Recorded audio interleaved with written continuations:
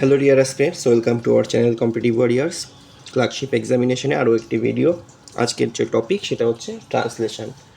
তো ট্রান্সলেশনের অনেকগুলো মানে যতগুলো টপিকস আছে, তো তার মধ্যে ট্রান্সলেশন মোটামুটিভাবে ইজি ধরা হয়, কিন্তু তাও দেখা যায় ট্রান্সলেশনে স্কোর করার ক্ষেত্রে কিছু কমে যায়। তো এই ট্রান্সলেশন বিষয়ের যে ছোট ছোট জিনিস যেগুলো জন্য স্কোর বাড়তে বা কমতে পারে, তো সেই বিষয়ে আজকে আলোচনা করব।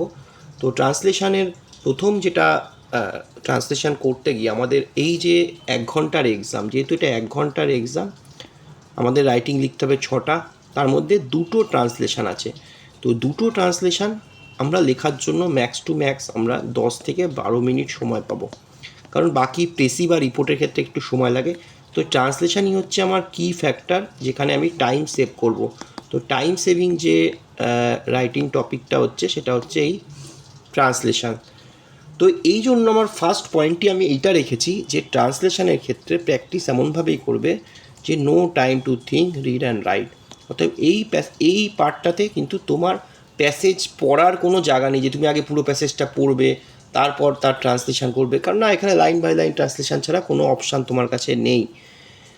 তো কোনো সময় নেই তোমার চিন্তাভাবনা করার, তোমাকে পড়ো এবং লেখো, এবং ডাইরেক্টলি যেটা পড়ছো সেই লাইনটার জাস্ট 1-2 লাইন পড়ছো, সেইটা তুমি পরপর লিখতে থাকো। তো কোনো রকম এক্সট্রা টাইম তুমি পাবে না ভাবনা চিন্তা করার। এবার সেক্ষেত্রে কিছু সমস্যা হয়, পার্টিকুলার ওয়ার্ড মনে পড়ে না, তো সেগুলো নিয়ে আমি আসছি কীভাবে করবে।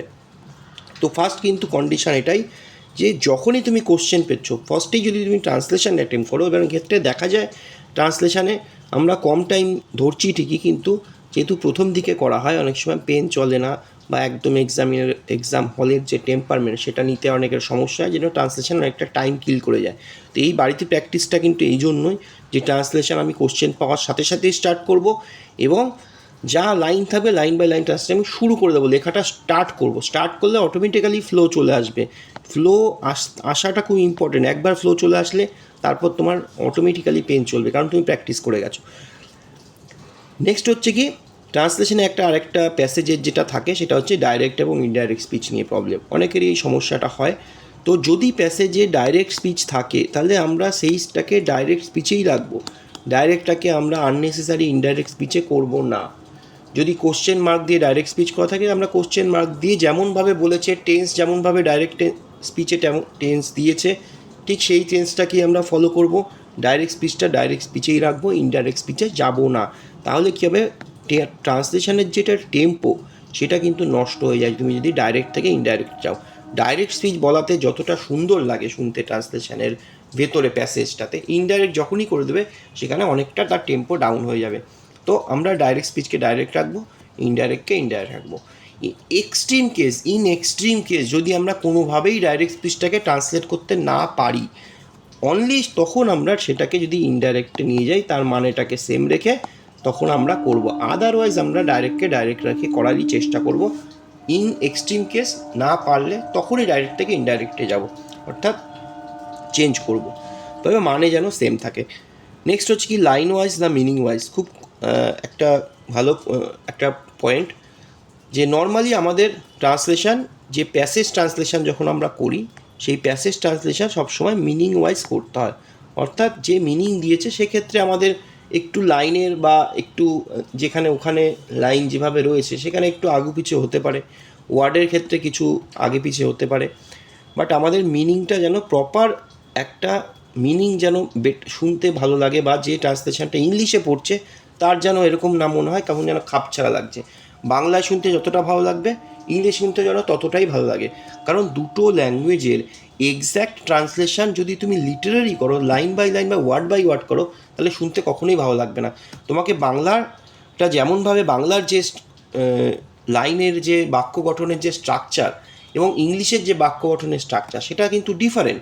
তো সেই জন্য তোমার লাইন ওয়াইজ ট্রান্সলেশনের থেকে মিনিং ওয়াইজ ট্রান্সলেশন, ওটার যে মানেটা বাংলায় হচ্ছে ঠিক সেই মানেটাই তুমি ইংলিশে কনভার্ট করো। তার মানে এই নয় যে নিজের মতো করে মানে করে নিলে, সেরকম নয়। তার যে ওয়ার্ডটা রয়েছে সেই ওয়ার্ডের সাবস্টিটিউট ওয়ার্ড ইংলিশে যেটা আছে, তো সেগুলোকে ইউজ করো, but exact line by line না করে মিনিং ওয়াইজ ট্রান্সলেট। তাতে যদি তোমার একটুখানি ওয়ার্ডের আগে পিছিয়ে হয় বা লাইনের আগে পিছিয়ে হয়, তাতে যদি তোমার ইংলিশের যে ট্রান্সলেশনটা তার যদি টেম্পো ভালো থাকে তাহলে কিন্তু সেটা বেশি প্রোগ্রেসিভ নেচারের হবে। কারণ যে ট্রান্সলেশনটা পড়বে সে কিন্তু একবার বাংলার লাইন একবার ইংরাজির লাইন এরকমভাবে ট্রান্সলেশন দেখবে না, তার প্যাসেজটা পড়া আছে বা সে পড়ে নেবে আগে, দেন ইংলিশের ট্রান্সলেশনের প্যাসেজ যে তুমি যেটা লিখেছো সে ওখানটা পরপর পড়বে। অর্থাৎ প্রথম লাইনের সঙ্গে সেকেন্ড লাইন সে যদি কানেক্ট করতে না পারে তাহলে কিন্তু তার ট্রান্সলেশনটা পড়তে ভালো লাগবে না, ইভেন তোমাদেরও পড়তে ভালো লাগবে না।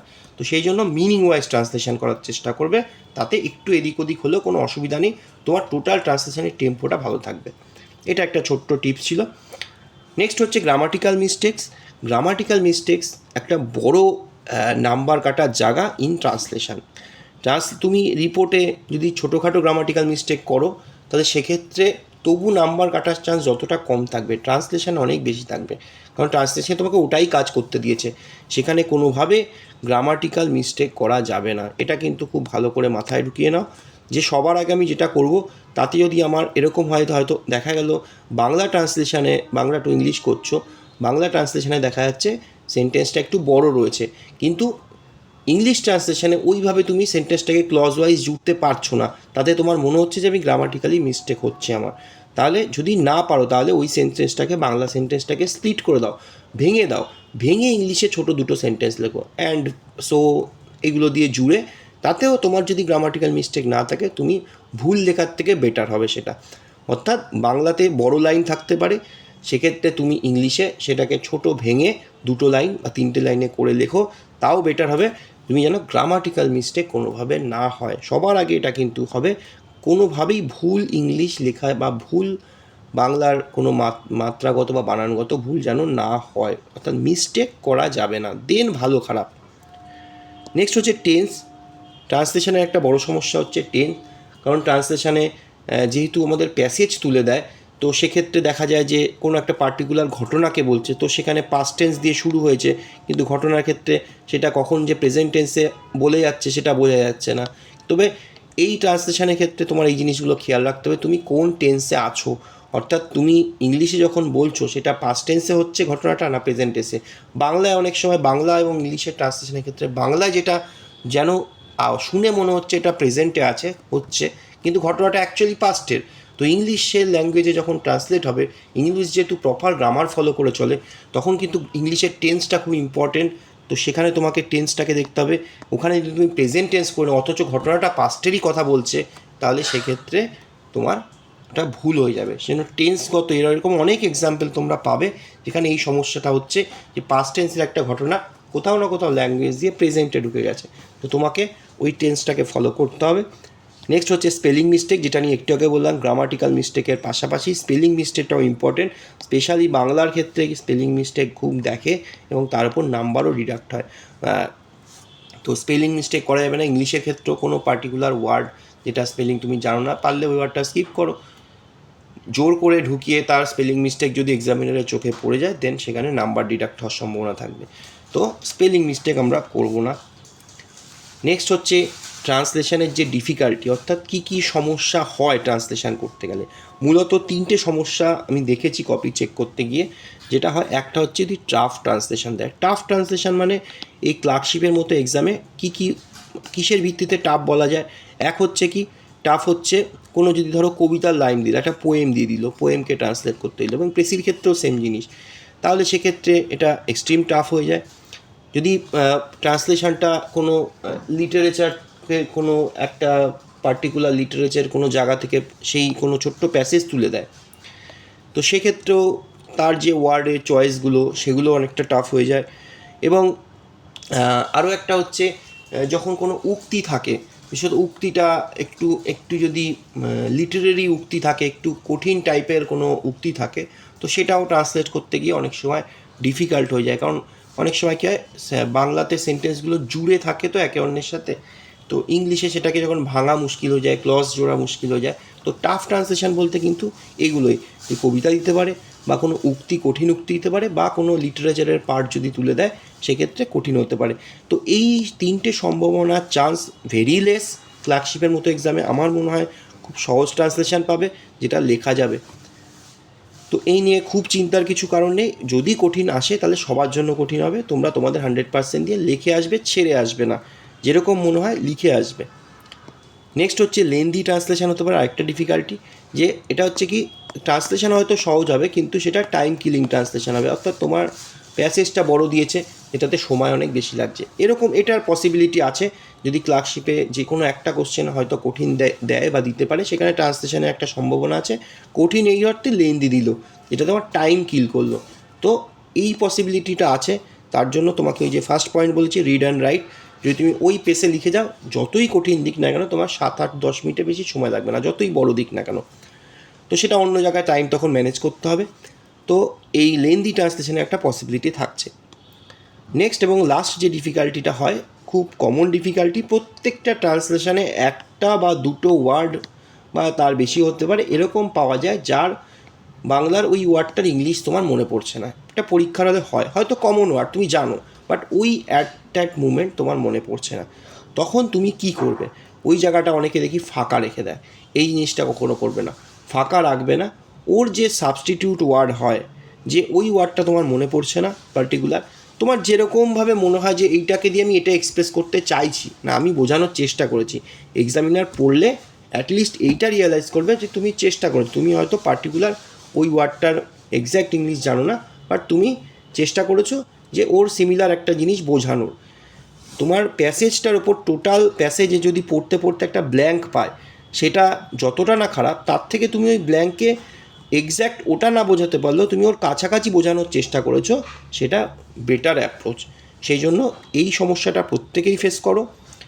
যখনই কোনো এরকম পার্টিকুলার ওয়ার্ড পাবে না, তার জন্য খুব বেশি সময় নষ্ট করবে না, ফাঁকা রাখবে না, যে ওয়ার্ডটা মনে পড়ছে সাবস্টিটিউট ওই ওয়ার্ডটাকে ঘুরিয়ে ফিরিয়ে লিখে দাও, নিয়ে ট্রান্সলেটটাকে কমপ্লিট করো। কারণ বেশি ভাবনা চিন্তা করার সময় নেই, বা এরকমও হয় অনেকে ফাঁকা রেখে দেয়, পরে লাস্টে এসে ভাবে লিখবো, কিন্তু লাস্টে গিয়ে টাইম চলে যায়, ওটা ফাঁকা ফাঁকাই থেকে যায়। তো আমি বেটার বলবো যে তোমার যদি কনফিডেন্স থাকে আমি লাস্টে প্রতিটা দিনই আমি 5 মিনিট সময় পাচ্ছি এক্সট্রা রিভিশন দেওয়ার জন্য, তাহলে ফাঁকা রাখতে পারো। আমার মনে হয় না লাস্টে এসে সেই ওয়ার্ডটা খুব মনে পড়ে যায়, মনে পড়ে গেলে ভালো, যদি কারো কনফিডেন্স থাকে ফাঁকা রাখতে পারো, আদারওয়াইজ লিখে বেরিয়ে যাও। ওই একটু ছোট্ট জিনিসের জন্য তোমার নাম্বারের বিশাল কিছু ডিফারেন্স করবে না, কিন্তু তুমি যদি ফাঁকা রেখে দাও সেটা কিন্তু ইম্প্যাক্ট হয়। তোমার রাখাটা যখনই দেখবে তখনই দেখবে এরকম ব্ল্যাঙ্ক রয়েছে 2 বা 3টে, সেটা খারাপ ইমপ্রেশন হবে। তো এই ওভারঅল ট্রান্সলেশনের যে সমস্ত খুঁটিনাটি বিষয় এবং যে ডিফিকাল্টিগুলো ফেস করতে পারো সেই নিয়ে বললাম। তো পরবর্তীতে আরও প্রেসির ভিডিও আসছে, আরও রিপোর্টের ভিডিও আসছে, এবং লাস্ট মিনিটে রিপোর্টের ওপর কিছু সাজেশনও দেবো। অলরেডি আমি বেঙ্গল ইংলিশ দেওয়া রয়েছে, লাস্ট মিনিটে আমি আরও কিছু দেবো, আরও কিছু ওর মধ্যে থেকেও সাজেস্টিভ কিছু দেবো। তো দেখা হবে নেক্সট ভিডিওতে, আজকের মতো টাটা।